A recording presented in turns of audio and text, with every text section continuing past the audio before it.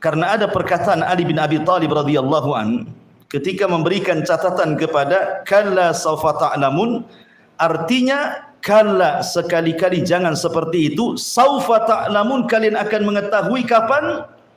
Inda sakaratil maut, ketika Anda mengalami sakaratul maut. Karena orang yang sedang sakaratul maut, dia melihat apa yang kita tidak bisa melihat. Orang yang sedang sakaratul maut itu melihat apa yang kita tidak bisa lihat. Karena dia melihat malakul maut, melihat catatan amalnya. Fakashafna anhu ghita'ak, dan Allah singkapkan penutup kegaiban. Artinya ketika kita masih hidup kita tidak bisa melihat. Tapi orang yang sedang sakaratul maut, dia melihat malakul maut dan melihat catatannya walaupun sesaat. Ini makna yang pertama. Kemudian summa kalla saufa ta'lamun, kata Ali bin Abi Thalib, maksudnya saufa ta'lamun kedua ini, dan jangan seperti itu karena engkau akan mengetahui kelak kalau sudah masuk di dalam kubur. Bismillahirrahmanirrahim. Assalamualaikum warahmatullahi wabarakatuh.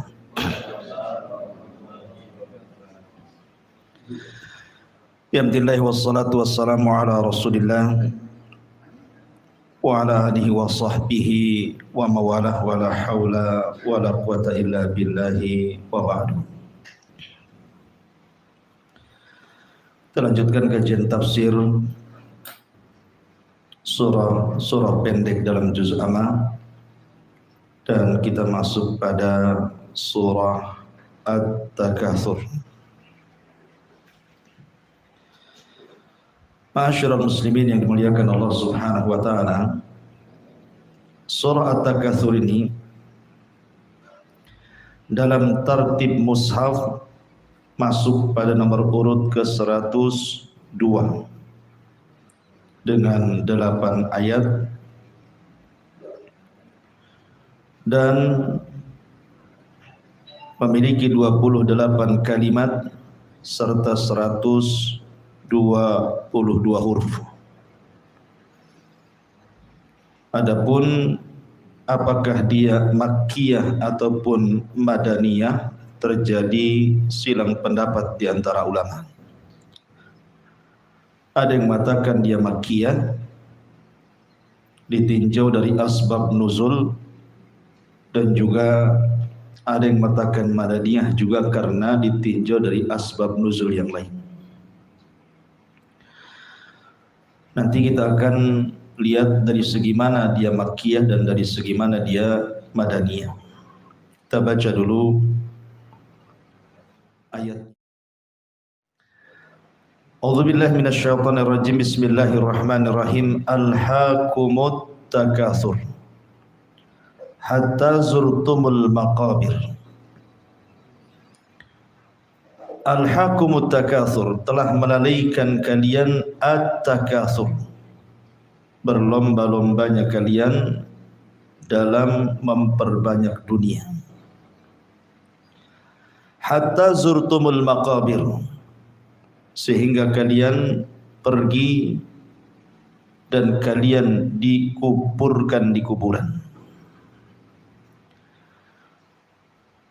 Ma'asyiral muslimin yang dimuliakan Allah Subhanahu wa taala, ada dua penafsiran para ulama ketika mentafsirkan kalimat alhaakumut takatsur hatta zurtumul maqabir. Penafsiran yang pertama, bahwa kalimat alhaakumut takatsur ini menceritakan beberapa kabilah yang ada di Quraisy, antara kabilah Bani Abdil Manaf dengan kabilah yang lainnya. Karena kita tahu bahwa kebiasaan bangsa Arab ini di zaman jahiliyah, mereka suka membangga-banggakan keturunan, ahsab dan ansab. Kalau ahsab itu reputasi kakek moyang mereka, tapi kalau nasab itu cerita turunan ke bawah, kalau ahsab itu ke atas. Makanya Nabi SAW mengatakan ada 4 perkara dari perkara-perkara jahiliyah kalian tidak bisa meninggalkannya.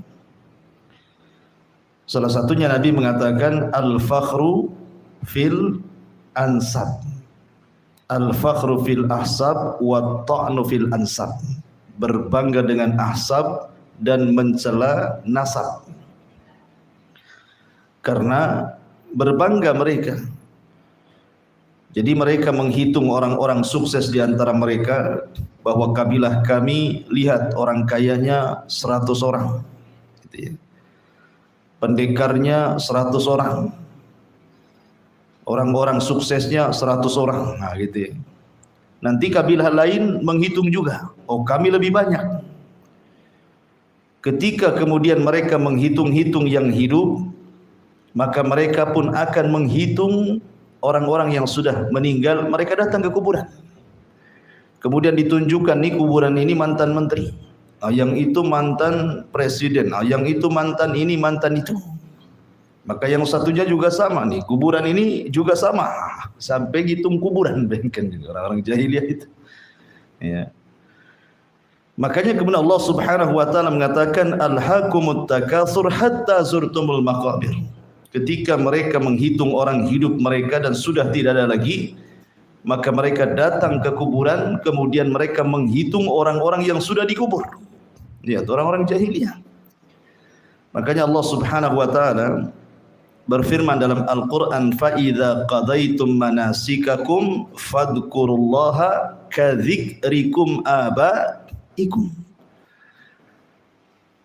Fa idza qadaitum manasikakum, kalau kalian sudah selesai melaksanakan manasik haji kalian, maka ingatlah Allah sebagaimana kalian selalu menyebut-nyebut bapak moyang kalian.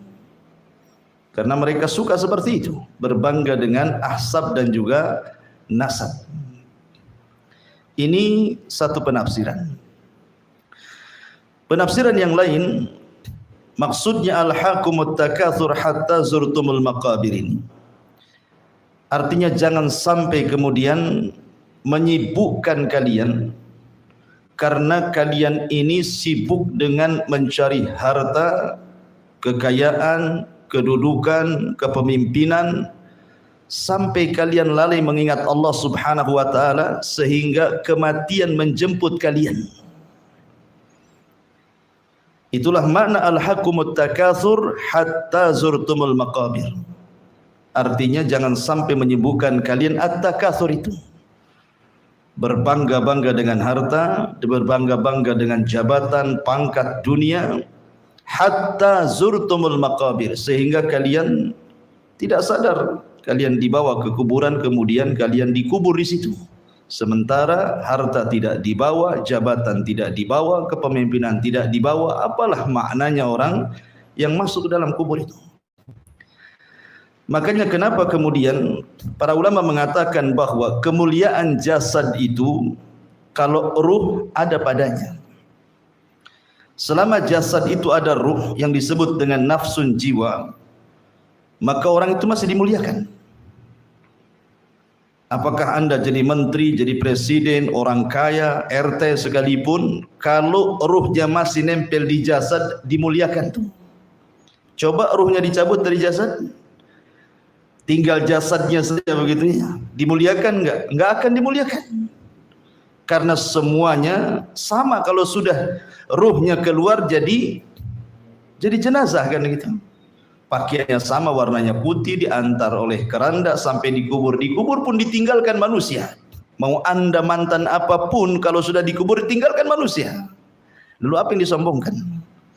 Alhaakumut takatsur hatta zurtumul maqabir.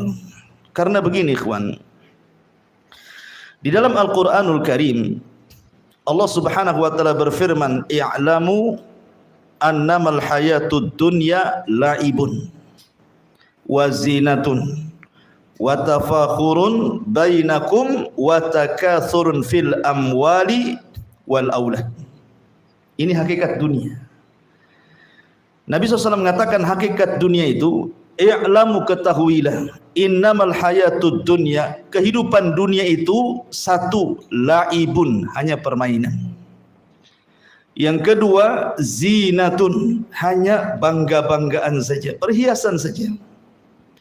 Kemudian tafakhur bainakum, saling berbangga dan sombong di antara satu dengan yang lainnya. Kemudian yang keempat, takatsurun fil amwal, hanya memperbanyak harta saja. Kemudian yang terakhir, wal audah, memperbanyak anak kemudian bangga dengan anak. Ini 5 perkara hakikat dunia. Makanya kemudian di ujung ayat Allah mengatakan wa mal hayatud dunya illa mataul ghurur. Kehidupan dunia ini hanya perhiasan yang menipu hakikatnya. Maka di sini Allah mengatakan alhaqumut takatsur, jangan menyibukkan kalian dari zikir kepada Allah karena kalian sibuk mengejar dunia dan meninggalkan akhirat. Makanya kenapa ketika Nabi SAW bicara tentang orang yang mereka meninggalkan salat, apa kata Rasul? Ulaika ma'al, mereka bersama orang-orang yang disebutkan dalam hadis Nabi. Pertama, ma'a Fir'aun, akan dikumpulkan bersama Fir'aun. Kemudian wahaman, dikumpulkan dengan Haman. Kemudian yang ketiga dikumpulkan dengan Qarun, dan yang keempat dikumpulkan dengan Ubay ibn Khalaf. Rasul menyebutkan 4 orang. Orang yang tidak pernah atau meninggalkan salat, maka mereka dikumpulkan dengan 4 orang ini. Pertama Fir'aun, yang kedua Haman, yang ketiga Qarun, dan yang keempat Ubay bin Khalaf. Kenapa? Karena orang lalai dari salat itu biasanya, pertama Fir'aun maksudnya kekuasaan. Ketika orang sibuk mengejar kekuasaan, berpolitik, maka dia akan disibukkan dengan itu dan tidak akan memikirkan salat. Yang kedua Haman. Haman itu perdana menteri. Perdana menterinya Fir'aun, Haman itu. Maka sibuk melayani penguasa dengan cara menjilat penguasa, ke sana kemari mempromosikan gitu ya, supaya diangkat lagi. Kalau bisa 10 periode. Ya. Sibuk sana sini, akhirnya lupa salat. Kemudian Allah contohkan dengan Qarun, karena Qarun itu sibuk dengan harta. Orang kalau sibuk dengan harta, jama'a malahu wa addada yahsabu anna malahu akhlada, maka lupa dengan salat. Kemudian dicontohkan dengan Ubay bin Khalaf, karena Ubay bin Khalaf ini seorang peniaga. Orang yang sibuk dengan berdagang, mencari harta dengan berdagang, maka akan melalaikan dari salat. Makanya Allah katakan di sini alhaqumut takatsur hatta zurtumul maqabir. Jangan menyibukkan kalian dari berlomba-lombanya kalian mencari harta, mengejar dunia, mengejar kekuasaan, nanti juga kalian akan masuk ke kuburan. Itu maksudnya. Ya. Ma'asyiral muslimin yang dimuliakan Allah Subhanahu wa taala. Nabi SAW ketika menjelaskan tentang hakikat harta, maka Nabi SAW mengatakan maluka ma akalta fa afnaita wa ma labista fa ablaita wa ma tasaddaqta fa abqaita. Hartamu, kata Rasul, yang kau makan pasti habis, yang kau pakai pasti usang, tetapi yang kau belanjakan itulah sesungguhnya hartamu yang sesungguhnya. Makanya Rasul mengatakan idza mata ibnu adam in qata amaluhu illa min salasin, salah satunya shadaqatun jariyah. Sedekah yang mengalir itulah harta yang akan dibawa mati. Selebihnya harta itu hakikatnya at-tajmi wat tafriq. Apa tajmi wat tafriq itu? Tajmi itu hanya mengumpul-ngumpulkan saja, habis itu ditinggalkan. Itulah hakikat harta. Karena orang itu semakin tua, ketika dia dari muda memang sudah jadi pembisnis sukses, semakin tua bukan beristirahat. Coba lihat para pengusaha itu kan, makin tua itu bukan beristirahat, artinya bukan mencukupkan dengan yang ada, yang dia cari semasa di dunia, tapi justru makin tua makin sibuk dia. Makin buat cabang sana, cabang sini, cabang sana, cabang sini. Sebagaimana dengan bertambahnya uban, bertambahnya pula kesibukan dunia. Itulah orang tua. Artinya harta ini tidak akan mengenyangkan, bahkan tidak akan memuaskan sama sekali. Kalau seandainya dia bercita-cita punya 1 lembah emas, sudah punya itu pasti pengen lagi lembah emas kedua, lembah emas ketiga, dan begitu seterusnya. Makanya kemudian ulama mengatakan hakikat harta itu tajmi', dikumpulkan sampai rumahnya banyak, kendaraannya banyak, asetnya di mana-mana. Tidak terasa kemudian kena stroke atau kecelakaan di jalan, tiba-tiba mati. Lalu apa yang ditinggalkan coba? Dari pagi sampai sore dia bekerja, dari muda sampai tua dia bekerja, sudah banyak hartanya mati. Itulah makanya hakikat harta itu dikumpulkan kemudian ditinggalkan menjadi rebutan ahli warisnya. Makanya Allah mengingatkan dengan kalimat alhaakumut takatsur hatta zurtumul maqabir. Ada seorang penyair mengatakan, ara ahlal qusuri idza umitu banau fawqal maqabiri bis-suhuri abau illa mubahatan wa fakhran alal fuqara'i hatta fil quburi. Aku melihat mereka orang-orang kaya itu apabila mereka mati, maka mereka akan membangun di atas kuburan mereka layaknya istana. Mereka enggan kecuali hanya sekedar membangga-banggakan dirinya terhadap orang-orang fakir sampai pun ketika mereka masuk ke dalam kuburan. Artinya bahwa sekaya apapun orang itu pasti mati. Fir'aun di mana sekarang? Di kuburan. Namrud di mana? Di kuburan. Kaum Ad yang kuat-kuat itu sekarang di kuburan. Kaum Samud, kaum Nuh, semua di kuburan. Dan ketika Nabi SAW mengistilahkan hatta zurtumul maqabir, ketika kita ke kuburan, apa bahasanya? Ziarah kubur kan? Ziarah kubur. Kalimat ziarah itu bukan menetap. Namanya ziarah. Antum datang ke rumah saya, ana ziarah ke rumah Abu Humairah. Apakah kemudian ketika antum masuk rumah saya, antum tidak mau pergi sampai mati di situ? Enggak kan? Paling sebentar saja ziarah itu. Namanya ziarah kan mampir, ngobrol, terus pulang. Artinya bahwa kuburan itu juga tempat ziarah. Karena ada alam lain selain kuburan. Namanya akhirat nanti, padang mahsyar, ada surga dan neraka. Di kuburan pun mampir. Bukan selamanya orang di kuburan itu. Sebagaimana orang di dunia juga mampir, di kuburan juga mampir. Nanti hakikat kehidupan itu imma fil jannah wa imma finnar. Boleh jadi orang itu masuk ke neraka, naudzubillah, atau boleh jadi dia masuk ke dalam surga. Jadi kalau kuburan saja, ziarah saja, apalagi kehidupan dunia. Makanya Nabi SAW mengatakan kepada Ibnu Umar dan mengatakan kun fid dunya ka'annaka gharib aw abiru sabil, kan gitu ya. Wahai Ibnu Umar, jadikan di dunia itu seperti orang asing atau seperti seorang musafir yang hanya singgah sebentar kemudian melanjutkan perjalanan. Ma'asyiral muslimin yang dimuliakan Allah Subhanahu wa taala. Kemudian Allah Subhanahu wa taala mengatakan, alhaakumut takatsur hatta zurtumul maqabir kalla saufa ta'lamun thumma kalla saufa ta'lamun. Kalla ini kalimat jazr, jangan begitu. Artinya janganlah kalian mengejar dunia itu sampai melalaikan Allah. Janganlah kalian mengejar jabatan itu sampai melalaikan mengingat Allah.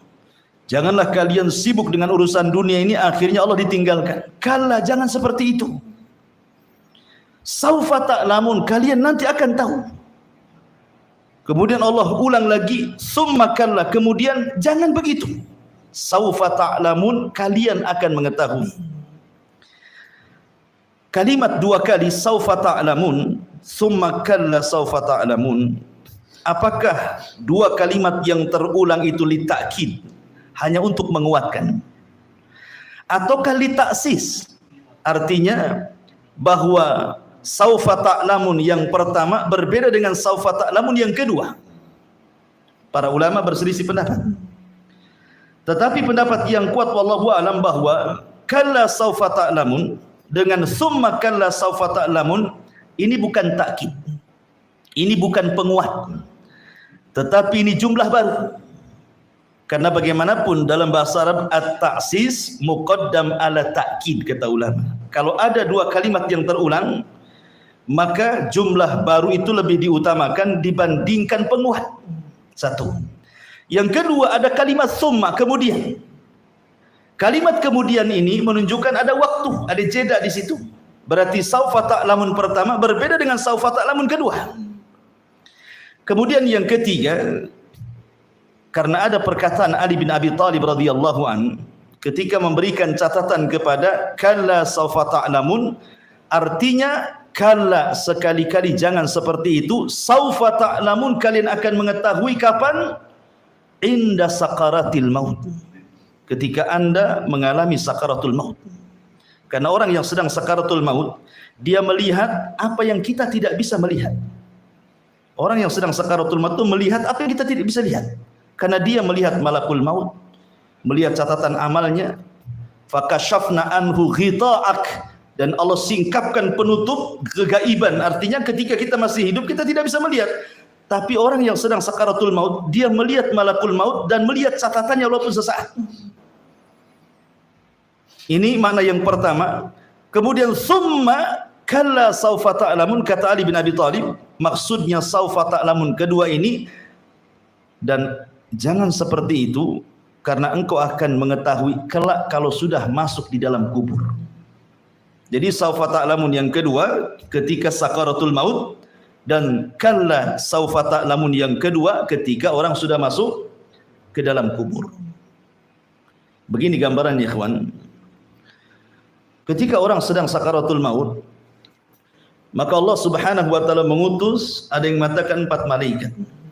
Satu malakul maut, memang tugasnya hanya mencabut nyawa saja. Namanya disebut malakul maut. Kemudian yang 3 itu disebut rusulul maut. Makanya Allah berfirman dalam Al-Quran, tawaffathum rusuluna. Tawaffathum rusuluna menggunakan jamak. Maka mereka diwafatkan oleh rusuluna, utusan-utusan kami. Lah tugas 3 malaikat ini, pertama mengambil kain kafan dari sorga. Yang kedua membawa hanut minyak wangi dari sorga. Dan yang ketiga menghabar gembirakan kalau dia ruhnya orang beriman. Sebagaimana firman Allah Azza wa Jalla, innal ladzina qalu rabbuna Allah tsumma istaqamu tatanazzalu alaihimul malaikatu alla takhafu wa la tahzanu wa abshiru bil jannati allati kuntum tu'adun. Orang-orang yang mengatakan Rabb kami Allah kemudian istiqamah dengan kata-kata itu, maka malaikat akan turun dan membisikkan di telinganya, jangan takut, jangan sedih karena sorga sudah menanti. Jadi ada malaikat yang membisikkan kabar gembira, dan ada malaikat yang menyiapkan kain kafan dari sorga, dan ada malaikat yang membawa hanut minyak wangi dari sorga. Jadi ketika malakul maut mencabut roh itu, kemudian diletakkan di kain kafan, kemudian dibungkus, dan tugas malaikat maut sampai di sini. Kemudian rusulul maut baru yang mengangkat ke langit. Kemudian dibukakan langit pertama, kedua sampai ketujuh. Kemudian Allah Subhanahu wa taala firmankan, letakkan kembali ruhnya ke dalam jasadnya, tapi catatan yang mengikuti di bawahnya angkat sampai ke tempat yang disebut dengan Illiyin, tempat yang paling tinggi di sorga. Lah ulama mengatakan, ketika memberikan catatan hatta idza balagatit taraq wa qila man ra, apabila ruh itu sudah sampai di sini, ruh itu kan keluar dari mulut. Sebagaimana Allah meniupkan ruh lewat mulut, maka dikeluarkan dari mulut. Dan Rasul mengatakan, idza qubidatir ruh tabi'ahul basar. Kalau ruh dicabut dari mulutnya, maka pandangan mengikutinya. Maka setiap orang mati itu pasti melotot. Maka disunahkan ditutup supaya jangan menakuti orang. Ya. Lah di situ ketika Allah mengatakan hatta idza balagatit taraq, ketika ruh sampai di tenggorokan, wakila man rah, siapa yang bisa meruqyah dia? Maksudnya mengembalikan, mengobati dia, mengembalikan ruhnya, enggak ada yang bisa. Lah ketika itu Allah mengatakan fakashafna anhul ghita'a. Allah singkap alam kegaiban bagi dia. Dia bisa melihat malakul maut. Kita tidak bisa melihat malakul maut, tapi orang yang sedang sakarat dia tahu malakul maut, nampak bagi dia.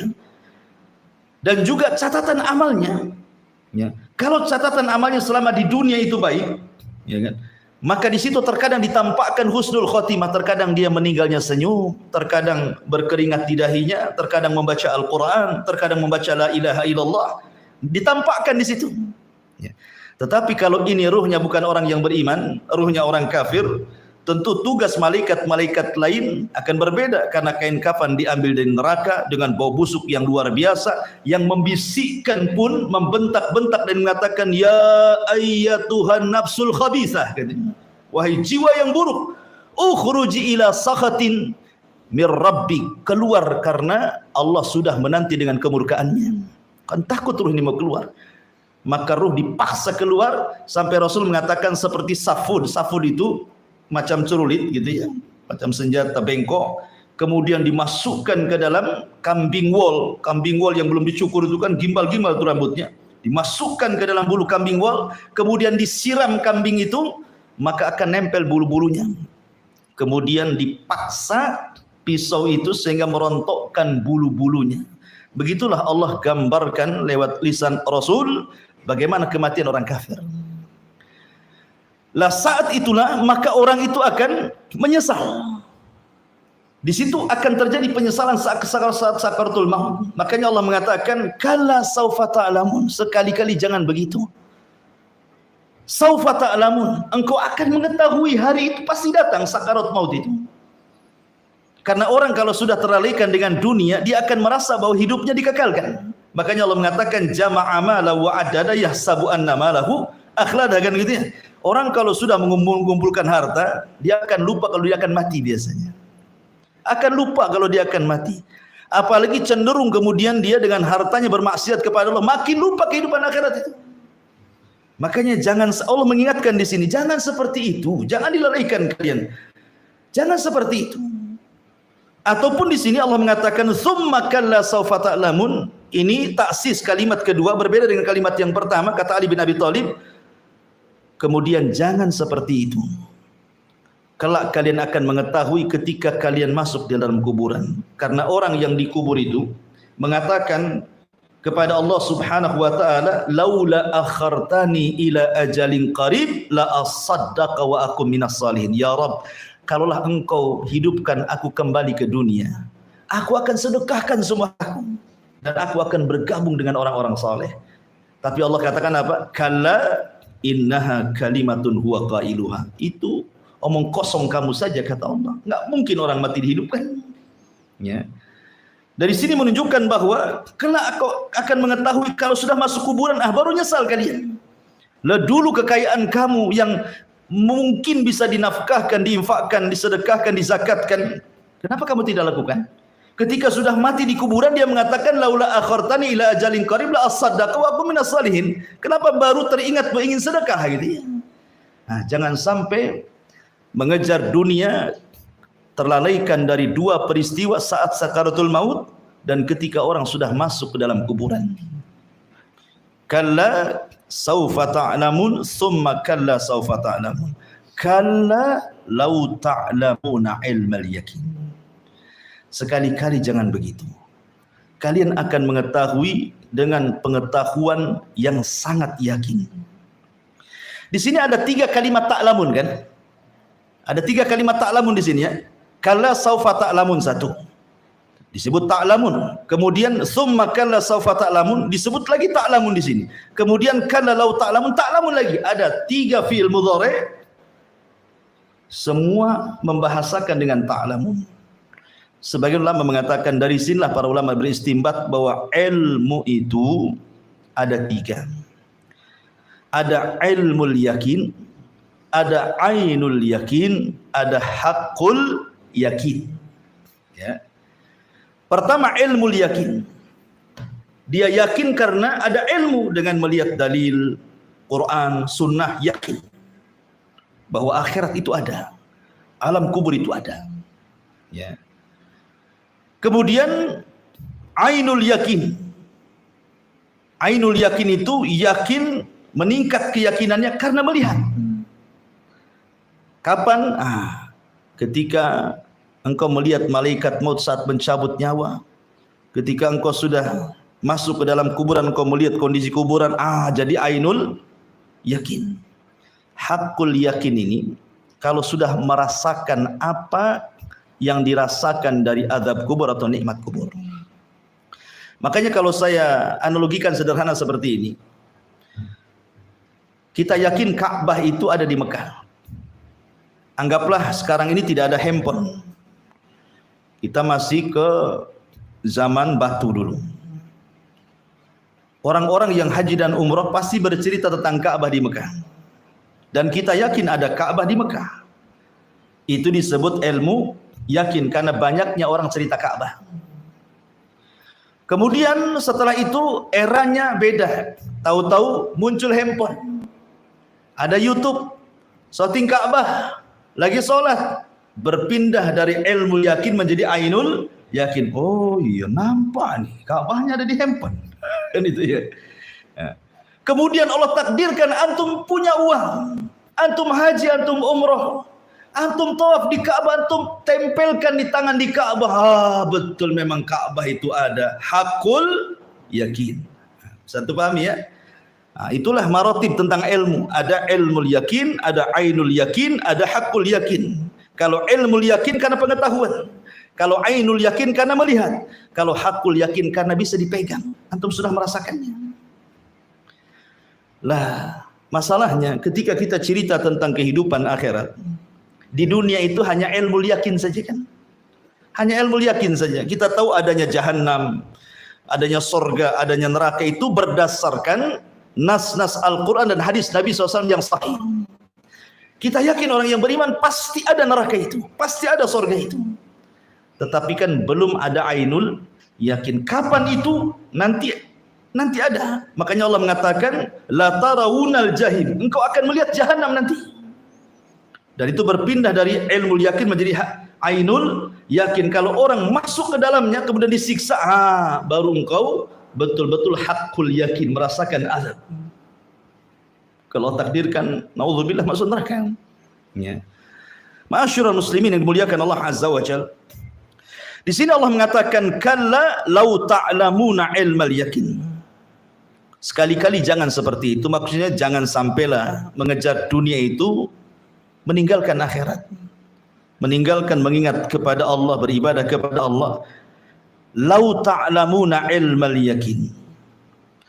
Seandainya kalian tahu dengan ilmu keyakinan kalian bahwa Allah akan membangkitkan kalian setelah kematian, itu maksudnya. Yakin di sini artinya bahwa Allah akan membangkitkan kalian setelah kematian. Maka jawabannya, lau itu kan ada jawabannya. Apa jawabannya? Di sini jawabannya makhdhuf, disembunyikan. Jadi para ulama mengatakan jawaban lau di sini, seandainya kamu mengetahui dengan pengetahuan engkau yang yakin bahwa engkau akan dibangkitkan, lama alhaqumut takatsur. Tentu kalian tidak mungkin menyibukkan dengan takatsur. Nah, itu jawabannya. Karena nanti la tarawunal jahim ini bukan sambungan daripada kalla lau ta'lamuna ilmal yakin. Itu kalimat baru tuh. Makanya salah kalau orang membaca ketika jadi imam, dia harus berhenti di sini. Jangan disambung. Karena ada orang membaca itu seperti ini, kalla lau ta'lamuna ilmal yaqini la tarawunal jahim. Ini salah baca. Karena ini kalimat baru di sini. Berarti kalau antum baca Quran, ketika antum mengatakan kalla saufa ta'lamun, summa kalla saufa ta'lamun, kalla lau ta'lamuna ilmal yakin, titik sampai di sini. Sudah enggak ada lagi jumlah. Kemudian Allah mengatakan la tarawunal jahim. Nah, ini kalimat baru. Ya, kalimat baru yang mencontohkan tadi ada ilmu yakin, ada ainul yakin, ada hakul yakin. Ya. Jadi ketika Allah mengatakan kalla lau ta'lamuna ilmal yakin, sekali-kali janganlah kalian seperti itu. Seandainya kalian tahu dengan keyakinan kalian bahwa kalian akan dibangkitkan kelak setelah kematian, tentu kalian tidak mungkin berlomba-lomba untuk mengejar dunia akhirnya meninggalkan akhirat. Nah, gitu takdirnya. Ya. Berarti titik jumlahnya sampai di sini. Baru kemudian Allah Subhanahu wa taala berikan contoh tentang ilmu yakin, ainul yakin, hakul yakin. La tarawunal jahim. Summa la tarawunaha ainal yakin. Di sini la tarawunal jahim adalah ilmu yakin. Kenapa? Karena tentang adanya neraka itu disebutkan dalam Al-Qur'an. Dan Nabi SAW juga suka menggambarkan bagaimana kengerian neraka itu. Dan bagi kita orang yang beriman harus yakin apapun yang dihabarkan Quran sebuah kebenaran. apapun yang diucapkan Rasul sebuah kebenaran, karena Al-Quran yang mengatakan al-haqqu mir rabbik fala takunanna minal mumtarin. Kebenaran itu ada pada Rabbmu, jangan ragu-ragu. Dan Rasul mengatakan uktub ma wa ma kharaja minni ilal haq, catat saja karena semua yang keluar dari lisanku semua kebenaran. Artinya ketika Quran ngomong tentang neraka, Rasul bersabda tentang neraka, kita harus ada keyakinan. Itulah kalimat la tarawunal jahim. Kemudian dari ilmu yakin Allah contohkan berpindah menjadi ainul yakin. Apa? Summa la tarawunnaha ainal yakin. Kemudian kalian kelak akan melihat neraka itu dengan kedua mata kalian. Karena begini ikhwan, saya akan cerita sedikit tentang akhirat. Ketika manusia dibangkitkan di padang mahsyar itu, maka manusia akan dipermisalkan dengan dua binatang. Pertama laron, yang kedua belalang. Quran menyebutkan seperti itu. Adapun laron disebutkan dalam surah Al-Qariyah. Al-Qariyatu mal qariyah wa ma adraka mal qariyah yauma yakunun nas kal farash. Kal farashil mabsus. Farash itu artinya belalang. Apa namanya laron? Antum tahu laron kan?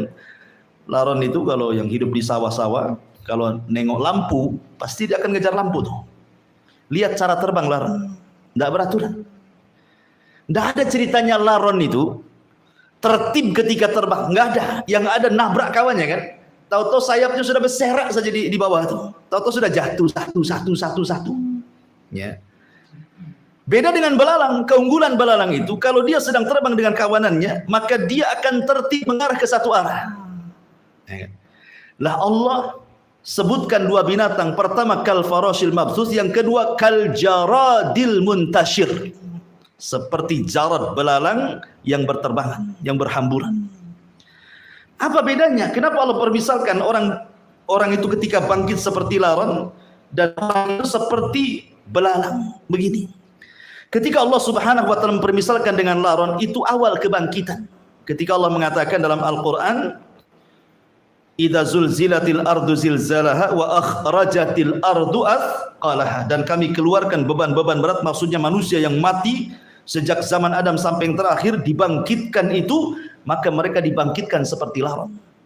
Dan ingat ketika kita dibangkitkan di padang mahsyar, sudah tidak ada kaitan kita dengan dunia. Kalau kita masih hidup di dunia ini ada kaitan kita dengan dunia, ada gravitasi. Berarti kita ada hubung kait dengan dunia kan? Karena kita masih berpijak di dunia, ada gravitasi, kita nggak mungkin terbang karena kesedot bumi. Tapi nanti di padang mahsyar nggak ada kaitan, tidak ada alaqah bainal ardi wan nas, bainal ardi wal jin. Tidak ada alaqah lagi, tidak ada hubungan antara bumi dengan manusia. Karena buminya juga sudah berbeda. Yauma tubaddalul ard ghairal ard. Di mana bumi yang kita pijak sudah Allah ganti dengan bumi yang baru. Bukan bumi dilenyapkan kemudian Allah ciptakan bumi yang baru, tidak, tetap bumi ini yang kita pijak, cuman dirubah bentuknya.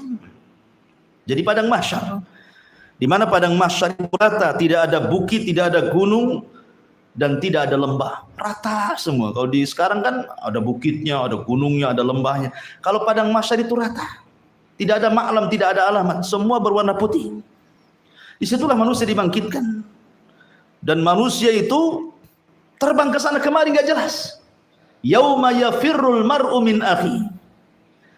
Yauma yafirrul mar'u min akhi wa ummihi wa abi wa sahibatihi wa bani likulli imri'in yauma idzin sya'nun yughni, kan itu ya. Ketika manusia lari dari saudaranya, lari dari orang tuanya, lari dari anak-anaknya, karena ketika itulah ansaba bainakum, kata Allah. Di akhirat tidak ada hubungan nasab lagi. Orang sudah nggak kenal anaknya, nggak kenal ibunya, nggak kenal bapaknya. Kenapa? Karena pada hari itu orang sibuk sendiri-sendiri. Bagaimana cara menyelamatkan diri sendiri? Kecuali orang-orang yang beriman. Allah mengatakan, walladzina amanu wattaba'athum dzurriyyatuhum biimanin alhaqna bihim dzurriyyatuhum. Dan orang-orang yang beriman, kemudian dia tularkan keimanannya kepada keluarganya, maka saat hari berbangkit mereka akan dikumpulkan. Ketika mereka dibangkitkan, di sampingnya ada istrinya, ada suaminya, ada orang tuanya, ada anaknya. Mereka akan dikumpulkan, minimalnya mengurangi rasa takut ketika mereka dikumpulkan. Tapi orang yang tidak seperti itu, maka mereka akan lari ke sana kemari. Sudah tidak tahu juga arahnya kemana ini. Lah, ketika mereka sudah berhamburan ke sana kemari, tidak tahu apa yang dituju, barulah Allah permisalkan kal jaradil muntashir, seperti belalang, karena di situ ada panggilan untuk berkumpul di sebuah titik, maka semua manusia mengarah ke titik itu. Barulah Allah permisalkan seperti jaradil muntashir, seperti belalang yang berhamburan, karena belalang kalau terbang teratur dia, lain dengan larat. Ya. Lah ketika manusia itu sudah dikumpulkan di padang mahsyar, ikhwan, maka disitulah Allah Subhanahu wa taala mengatakan, wa jaa rabbuka wal malaku saffan saffan wa ji'a bi jahannam yauma idzin yatadzakkarul insan wa anna lahu dzikra yaqulu ya laitani yaqulul insan ya laitani qaddamtu li hayati fa yauma idzin la yu'adzibu adzabahu ahad wa la yusik wasaqahu ahad. Ketika itu Allah Subhanahu wa taala mendatangi manusia, walaupun ada khilaf di antara ulama akidah, apakah orang kafir melihat? Apakah tidak? Kalau orang mukmin pasti sudah melihat, karena itu bentuk ziyadah nikmat. Lah ketika Allah datang, semua malaikat berbaris bersaf-saf. Ya. Ketika itu Allah Subhanahu wa taala panggil Jahannam. Yu'ta bi Jahannam, maka datangkan Jahannam, di mana Jahannam itu memiliki 70.000 tali kekang. Satu tali kekang, kata Rasul, digeret oleh 70.000 malaikat. Betapa besarnya Jahannam. Makanya ketika orang dimasukkan ke dalam Jahannam itu, padahal orang neraka itu berbeda dengan orang ahli sorga. Kalau ahli sorga itu postur tubuhnya sama dengan Adam, 30 meter atau 60 hasta. Tapi orang yang masuk ke Jahannam ini, ke neraka ini, dibesarkan badannya. Giginya saja seperti gunung Uhud. Gimana badannya? Tetapi Jahannam tidak pernah penuh dan mengatakan hal mim mazid, ada tambahan, masukkan saja. Ya. Enggak penuh-penuh itu neraka itu. Lah ketika kemudian betul-betul Jahannam itu dihadirkan, itulah kalimat summa la tarawunnaha ainal yakin. Kemudian Allah contohkan setelahnya, la tarawunnal jahim summa la tarawunnaha, kemudian engkau betul-betul akan melihat neraka itu. Waji'a bi jahannam, Allah datangkan neraka Jahannam, semua orang menyaksikan. Ketika itulah manusia terbagi menjadi 3. Quran menyebutnya pertama as-sabiqun as-sabiqun ulaikal muqarrabun. Mereka adalah orang-orang muqarrab, orang-orang yang selalu dekat dengan Allah Subhanahu wa taala. Maka mereka akan diangkat sehingga Jahannam di bawahnya sampai di bawah arsy. Kemudian yang kelompok yang kedua disebut ashabul yamin. Wa ashabul yamin. Siapa ashabul yamin? Mereka orang-orang yang kebaikannya lebih banyak dibandingkan keburukannya. Allah angkat juga Jahannam ada di bawahnya. Maka yang tersisa adalah orang-orang yang zalimu li nafsi. Mereka tetap di bawah, dikelilingi oleh Jahannam. Lah mereka inilah yang menunggu syafaat dari Nabi SAW, syafaat dari amal salehnya, karena mereka dikelilingi dengan Jahannam. Ya. Dan mereka menyaksikan Jahannam itu sehingga Allah mengatakan, la tarawunal jahim summa la tarawunnaha ainal yakin. Betul-betul kau akan melihat neraka itu. Makanya sahabat Nabi SAW, Handalah Ghasilul Malaikah, pernah mengatakan di hadapan Abu Bakar, ya Abu Bakrin, kalau saya duduk bersama Nabi, Rasul cerita tentang neraka itu seolah-olah neraka berada di pelupuk mataku, seolah-olah nampak. Makanya seorang yang beriman, kata para ulama, ketika dia yakin berdasarkan Quran dan Sunnah bahwa Jahannam itu atau neraka-neraka yang lain itu memang hak adanya, maka seolah-olah dia bisa melihatnya. Nanti saya akan contohkan dari asbab nuzul yang terakhir. Summa latus'alunna yawma idzin 'anil naim. Kemudian sungguh kalian akan ditanya pada hari itu tentang nikmat. Kalimat summa latus'alunna yawma idzin 'anil naim. Ada seorang penyair mengatakan, walau ana idza mitna turikna lakana al-mautu rahata kull hayyin walakinna idza mitna bu'ithna wa nus'alu ba'da dza'an kulli syai'in. Kata penyair mengatakan, ada yang mengatakan ini perkataan Ali bin Thalib, kalaulah kita dimatikan oleh Allah, diwafatkan oleh Allah, habis itu Allah tinggalkan, nggak dihisab, nggak diazab.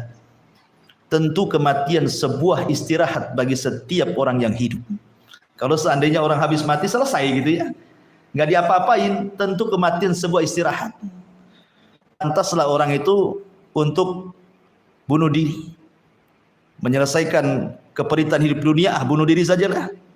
Tetapi walakinna idza mitna buisna, masalahnya apabila kita mati kemudian kita dibangkitkan, wa nus'alu ba'da dza'an kulli syai'in, kemudian ditanya segala sesuatu yang kita lakukan di dunia ini, masalah ya. Semua akan ditanya masalahnya. Tsumma la tus'aluna yauma idzin 'anin na'im. Kisah ini ada asbab nuzulnya. Kalau asbab nuzul al-hakumut takatsur, ini cerita orang Mekah, berarti dari segi ini disebut Makkiyah. Tapi kalau dari segi tsumma la tus'aluna yauma idzin 'anin na'im, ini asbab nuzulnya Madani. Jadi ada sebuah riwayat yang sahih. Ketika Madinah suatu ketika dilanda musim pacaklik hebat. Sampai orang sudah kelaparan. Makanan tinggal sedikit. Maka tiba-tiba Abu Bakar dan Umar radhiyallahu anhuma keluar fi waqti dhahir, di waktu ketika panas terik. Orang Arab itu jarang keluar di waktu itu karena panas ekstrim di sana itu. Ketika mereka keluar, tiba-tiba berjumpa dengan Nabi sallallahu alaihi wasallam. Rasul heran sehingga Rasul bertanya, "Wa ma akhrajakuma?" Apa yang menyebabkan kalian keluar berdua? Maka keduanya mengatakan, "Ju ya Rasul," lapar wahai Rasul.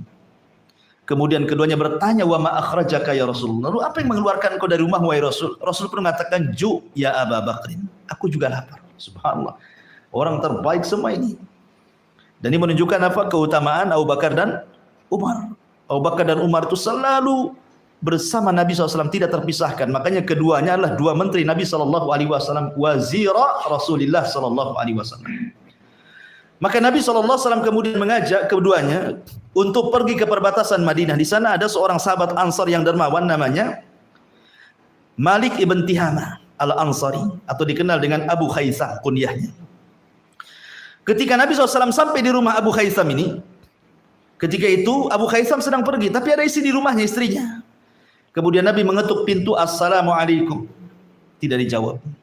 Kemudian Rasul mengucapkan lagi, "Assalamualaikum." Tidak dijawab. Kemudian yang ketiga, "Assalamualaikum." Tidak dijawab.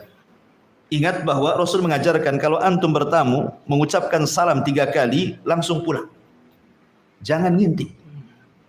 Ini "Assalamualaikum" 3 kali, nggak dijawab, ke belakang. Nggak digedor di depan, digedor belakang. Nanti belakang ini nggak dijawab lagi, tengok di gorden. Nggak boleh. Itu kalau seandainya antum ditusuk matanya, nggak ada kafarah tuh, nggak ada kisah. Ya. Jadi kalau tuan rumah marah gitu ya, karena antum sudah salam 3 kali dijawab, masih ngintip-ngintip, kemudian dia bawa pisau pas antum di jendela ditusuk matanya gitu ya, kenalah mata antum, nggak ada kisos. Ya. Karena Nabi SAW menyuruh kalau sudah salam 3 kali nggak dijawab, pulang, nggak boleh dipaksa. Ya. Maka Nabi ketika tidak dijawab pulang, dia pulang. Ketika pulang rupanya istri Abu Khaisam memanggil-manggil. Kemudian ditanya oleh Rasul, "Kenapa engkau tidak menjawab salam?" Kata istrinya Abu Khaisam ini, "Sengaja Rasul, aku tidak menjawab salam karena saya ingin lebih diperbanyak doa bagiku. Apalagi engkau yang berdoa, karena salam itu kan doa. Assalamualaikum warahmatullahi wabarakatuh, doa selamat, doa rahmat, doa berkah. Makanya saya sengaja nggak jawab. Kalau kamu 3 kali salam berarti 3 kali doa." Sahabat dulu ingat.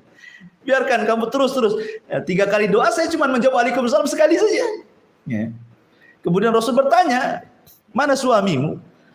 Maka dia mengatakan, "Suamiku lagi mengambil air tawar." Karena air tawar itu susah di zaman itu. Maka Rasul kemudian menunggu sampai datang Abu Khaisam.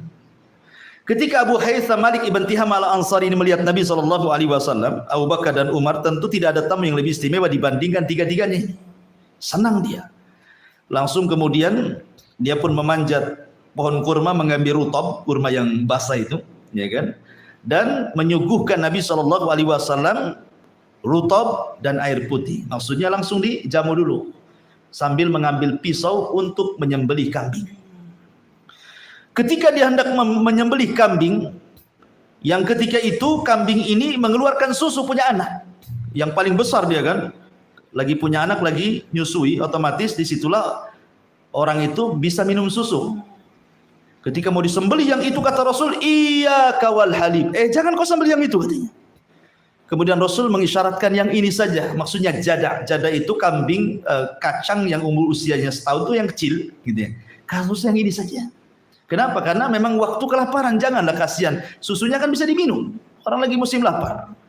Yang ini maksud Abu Haytham itu Malik ibn Tihama kan ingin memuliakan Nabi. Pasti dia akan memberikan terbaik untuk tamu kan begitu. Tapi Nabi SAW mengajarkan bagaimana ada bertamu. Ya, ada bertamu, Rasul jangan tidak mau menyusahkan tuan rumah maksudnya. Jangan yang ini saja. Beda dengan antum. Ya, keluarkanlah semuanya. Gitu ya. Enggak bersyukur. Dikasih kopi minta teh susu. Jadi Nabi ingin meringankan, makanya kemudian Nabi menyuruh yang ini, akhirnya disembelih jadah itu. Kemudian dikuliti dan direbus. Kemudian dihidangkan. Rasul sudah minum, sudah makan tamar, dihidangkanlah itu daging rebusan itu. Ketika kemudian sedang makan, posisi makan, namanya daging rebus itu kan keluar asap tuh. Tiba-tiba Nabi SAW menangis. Menangis, ya. Sehingga kemudian Abu Bakar Siddiq radhiyallahu yang lagi makan nih, berhenti dia. Ikut menangis.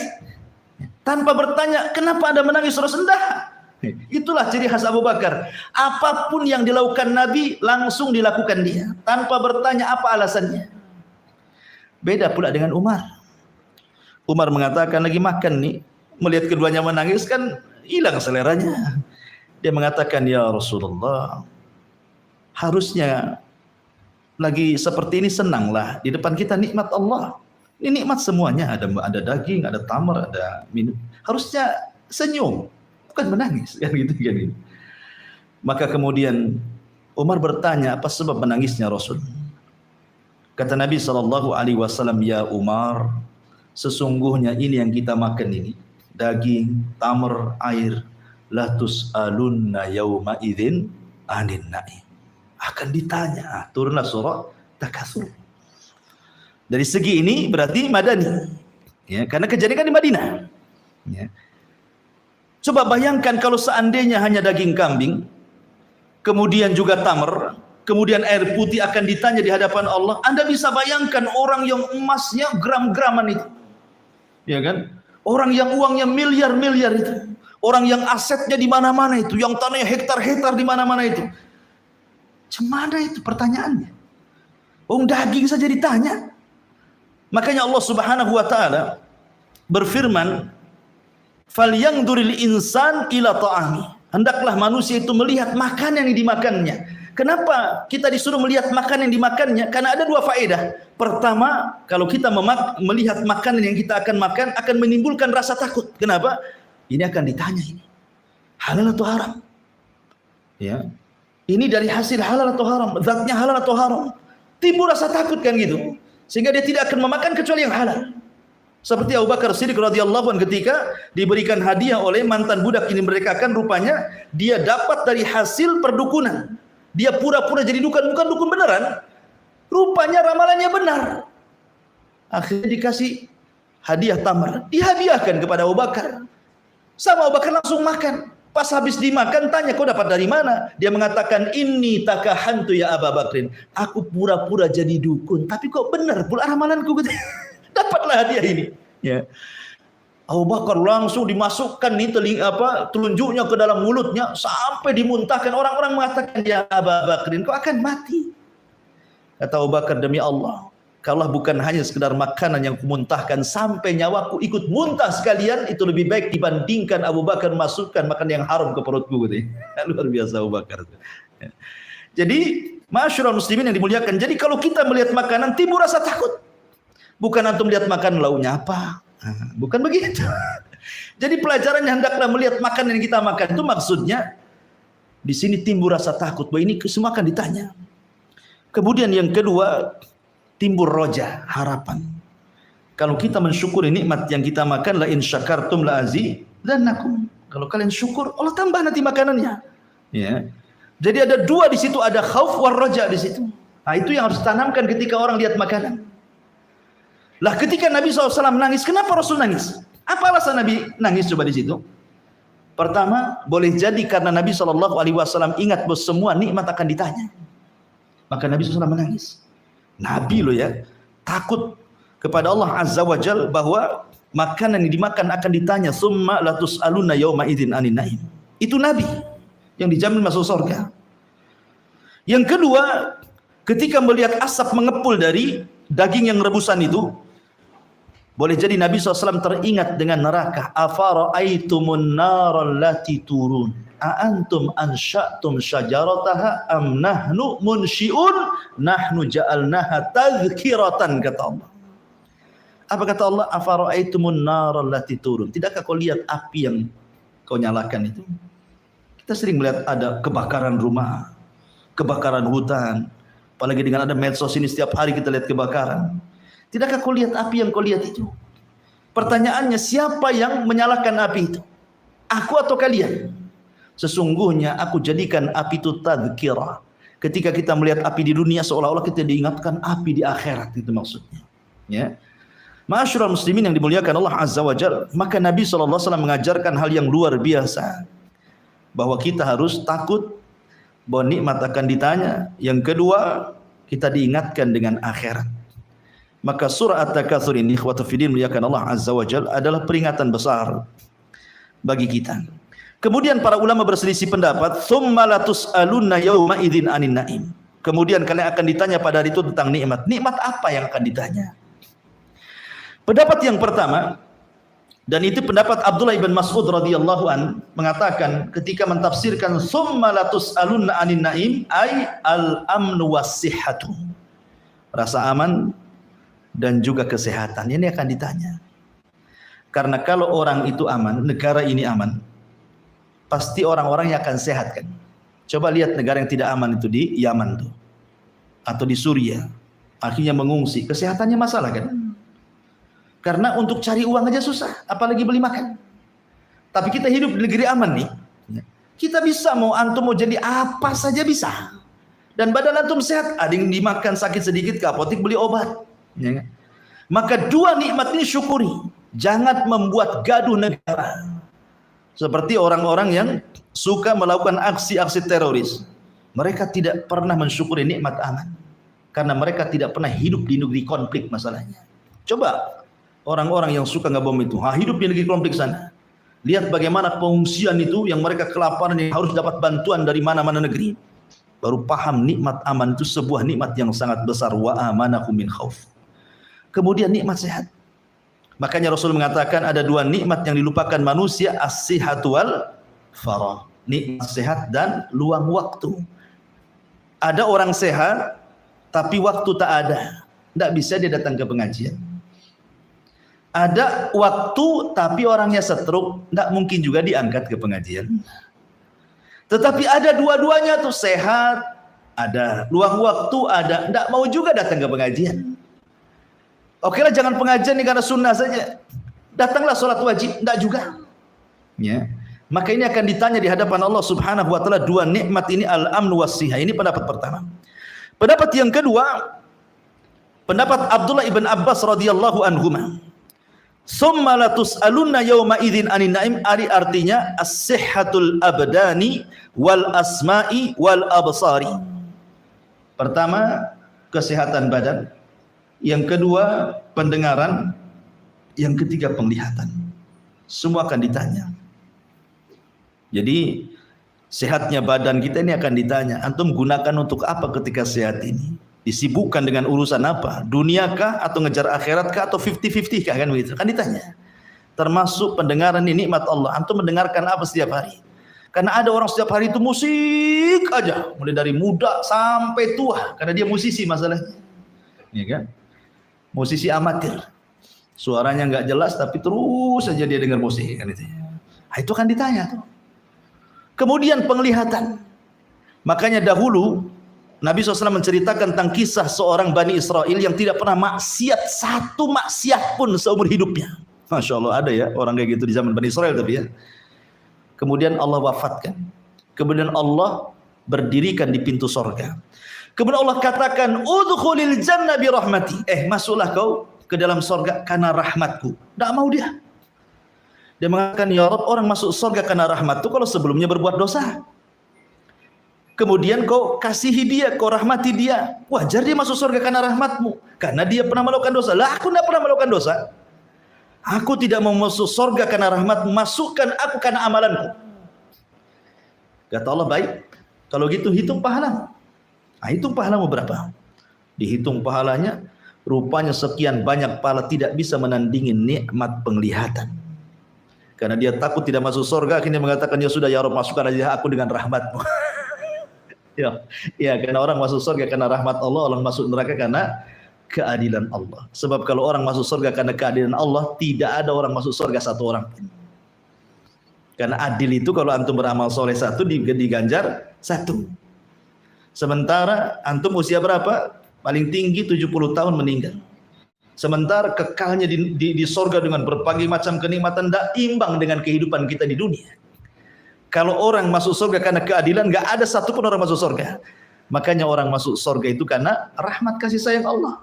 Karena Allah itu lebih penyayang dibandingkan makhluknya. Makanya Hasan Al-Basri kalau tidak salah, ketika ditanya, ya Hasan, kalau seandainya di akhirat kau dihisab, satu Allah yang menghisab kamu, dua ibumu yang menghisab kamu, kau pilih yang mana? Hasan Al-Basri mengatakan, tentu aku lebih dipilih dihisab Allah dibandingkan ibuku. Kenapa? Karena kasih sayang Allah jauh berlipat-lipat dibandingkan kasih sayang ibuku kepada. Padahal tidak mungkin seorang ibu tega sama anaknya kan? Tapi kasih sayang Allah jauh dibandingkan kasih sayang siapapun dari makhluknya. Ini yang kedua. Yang ketiga, dari Sabit Al-Bunani, dari Nabi SAW, bahwa di antara yang al-mas'ulu anhu yaumal qiyamah, yang akan ditanya pada hari kiamat adalah kekuatan badan. Ya, balik kesehatan lah tadi. Kemudian juga air yang antum minum tuh, sehingga antum ketika haus minum merasa hilang dahaga. Ataupun pakaian yang antum menutupi aurat, itu semua akan ditanya. Ya, pakaian akan ditanya, minuman akan ditanya, kesehatan badan akan ditanya. Ini juga termasuk tafsir daripada summa latus'alunna yauma idzin 'anin na'im. Kemudian juga ada yang mengatakan bahwa yang akan ditanya juga, tadi saya sudah sebutkan as-sihhatu wal faragh berdasarkan hadis Imam Bukhari.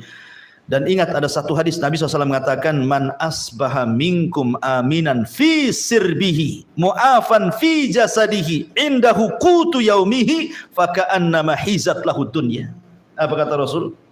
Kalau antum di pagi hari antum aman, tidak ada yang meneror antum, nggak ada debt collector masuk ke rumah, nggak ada orang pinjam online nelpon karena antum tidak pernah pinjam. Aman pokoknya, senang, nggak ada beban. Walaupun hidup di rumah kontrakan, apalagi rumah sendiri. Kemudian mu'afan fi jasadihi, dan Allah berikan kesehatan. Antum tidak ada kolesterol, nggak ada asam urat, nggak ada stroke, nggak ada apa, sehat. Ya, antum bisa kesana kemari. Ya.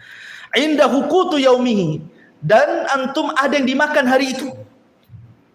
Walaupun hanya 2 kali makan atau 3 kali makan, apa kata Rasul? Faka'annama hizat lahud dunya. Itu seolah-olah dunia ada di genggaman antum. Karena tiga-tiganya menyulitkan orang. Kalau orang diteror dalam kehidupan, betapa banyak orang bunuh diri gara-gara diteror kan? Saya kemarin lihat YouTube itu ada gara-gara pinjaman online 10 juta lebih saja. Karena diteror bunuh diri dia. 10 juta bisa bunuh diri. Ya. Kemudian yang kedua, sakit badannya susah.